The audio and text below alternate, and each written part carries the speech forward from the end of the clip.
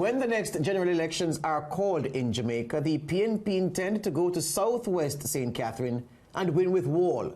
But the JLP have a monument in the constituency, Everald Warmington. How will the PNP fare in a seat that they've been losing in consecutive elections? My guest today is Dr. Kurt Waul. He is the putative PNP candidate in Southwest St. Catherine when next the Prime Minister decides that Jamaica should go to the polls. Dr. Waul, welcome to the program. Thank you, George. Handshake is in the office. Yeah, man. I must tell the viewers up front that we are personal friends outside, but we're dealing with business today, and we deal with business because we are both professionals. Yes. I want you to start this interview, Dr. Waul, by telling Jamaicans in the diaspora, and those, of course, in Jamaica who will watch this on Catch on Sunday at 7:30, who are you?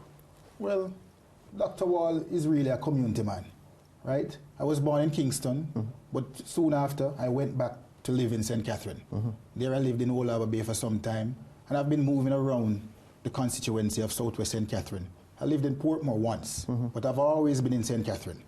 I went to the Marley Primary School. I even went to the Elder Watt Basic School, right there in Old Harbour. Yes. Very famous man, Elder Watt. Yes. And then I moved on to St. Diego High School, where I spent some time, and then I matriculated to university, where I spent 6 years. Yes. And that was the only extended time I've spent outside of St. Catherine while I was living in Kingston. You were at Mona for 6 years. Right.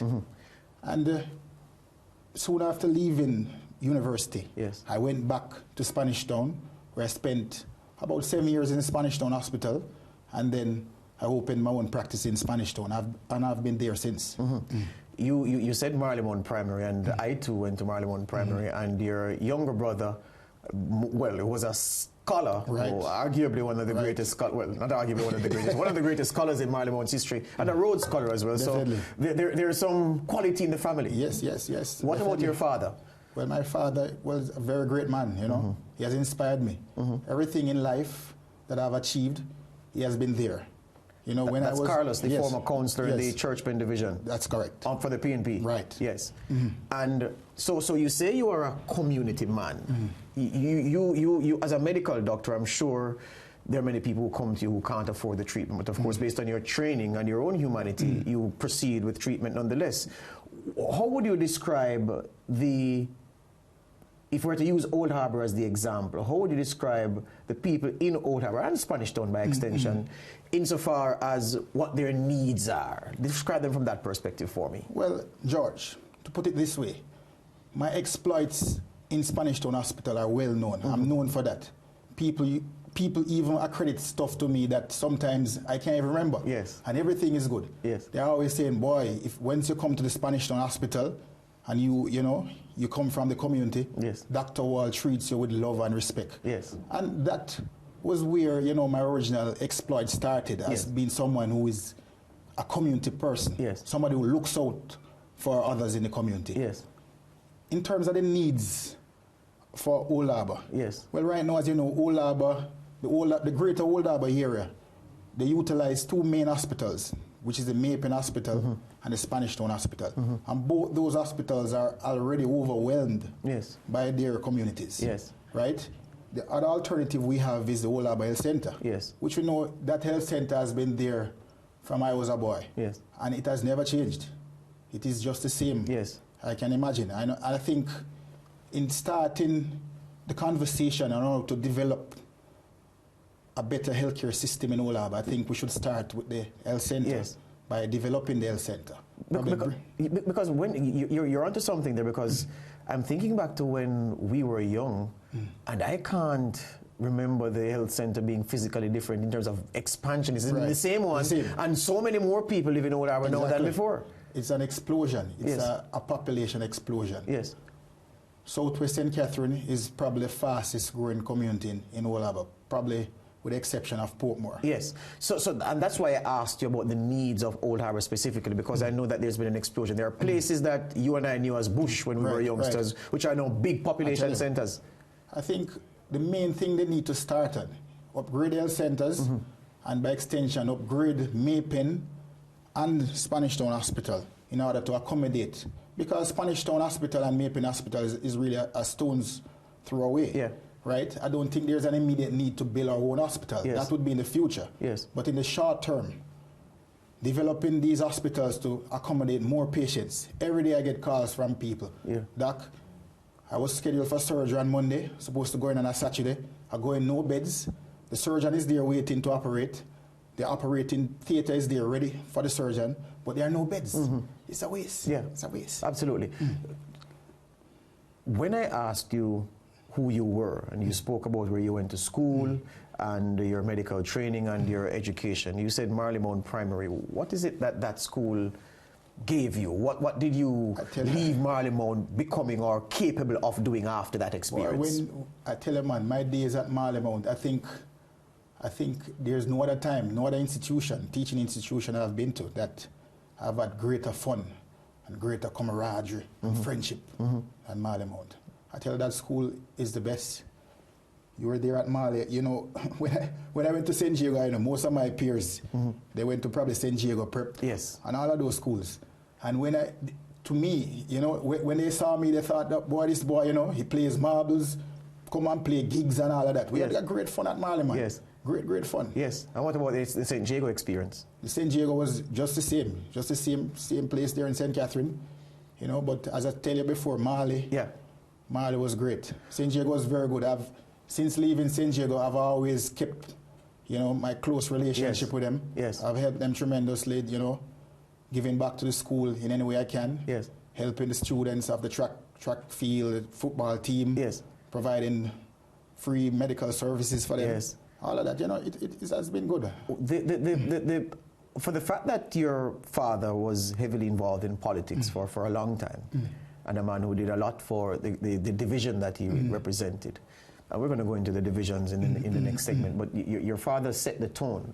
Did the political bug bite you from the perspective of what your father did, or was it like so many people when you went to university on the campus and activism that you really got pulled into it? Boy, I tell you, politics for me started right at home, right? My grandfather was a very, you know, involved activist for the PNP, and then I guess the entire family is actually PNP. My father eventually went into politics, right? Became the councillor, and I can remember the day when he became the councillor. He said something to me, and I can tell you, to this day onward, it has remained stuck in my mind. Yeah. And I think I couldn't have been more than around 10, 12, you know? Yeah. And he said, son, he sat us all down in a room, and he said, son, you will never, ever hear your dad being involved in any form of misappropriation of state funds. Yes. He said that. He said that I will always remain true. Yeah, and he said that to tell you that that's what you must do if you get to that level. Yeah, when it came to that, man, my father, I tell you, he was not that type of a person. You understand? So when I hear corruption running all about with politicians, I don't know. You know, it seems new to me when I judge them with my father. You understand? Yes. They fall below the standard. Right. So while on campus, what activities were you involved in? I know that medicine is a very intensive program of study. But did you have time for anything else? Well, you know, involved in a little bit of black sports and all of that. But to be truthful, I was never involved in any great activism as a student councillor, student politician. Union, Because I don't know. I don't want to knock, you know, the youth leadership, but where I come from, you know, when my father was running as a councillor, I was heavily involved with everybody. Yes. And it seemed, I don't know, I don't want to bash them, but I was up and about carrying food to polling stations and all of that. You know, so to me, I was involved in politics already, and I never really saw myself really going into that. Not that it didn't interest me much, but I guess just being caught up with medicine and just trying to, you know, earn a degree and trying to make yourself before you really get involved. And that's an excellent point, because I can tell you something that my grandmother told me, who was also heavily involved in politics. It was her life. But she said to me, she made it clear that this is not what I want for you. So she made it expressly clear to me on more than one occasion, do not go into politics. People have asked me all the time, why are you not? And I said, well, I don't want to. But if I was to honor my granny's wishes, she made it clear that I do not want this for you. Did your father ever tell you, Kurt, this is not for you? No. He never said it, it's not for you. And he didn't really push you to be involved, you know. My father was a man very when it came to education, that was where he pushed to. Yes. Understand? So he wanted you to find your own way, Right, politician, right, other right, professional, right. yeah. No, he never ever encouraged me. I said, Kurt, you have to be in politics. Yes. Or Kurt, you shouldn't be in politics. So education was his tool to empower you, and Yeah. then you can do whatever you want to do after that. Usually, well, there are many people in the House of Representatives now, the lower house, who cut their teeth as councillors before moving up the rank to being an MP. You have said, well, you know what, I'm just going to go for the big shot. First of all, and we know that you're a man who, you're in the sporting clay, so you know what, you know what shooting is all about. Yes. Why did you not try to be a councillor first before And it was really taking a stab like at that, MP? you know. I started out when I took up this thing seriously.